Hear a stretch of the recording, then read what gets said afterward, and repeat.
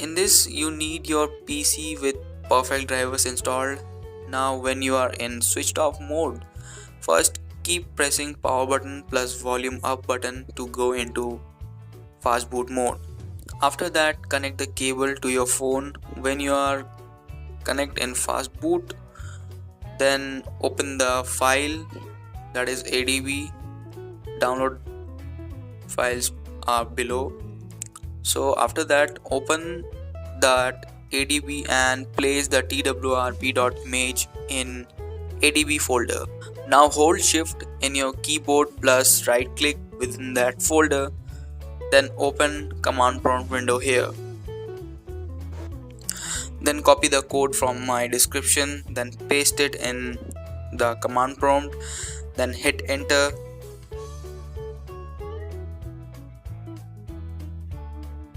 After it's done, then pull out the cable, wait and hold the power button to switch off, then just wait for some times, then boot into recovery by keep pressing power plus volume down. So guys, here is it. And so you guys, as you can see, it's in Chinese language. Don't worry, as you see here the third option from above, tap there and go to the global option. Now set it to English. Yay, done.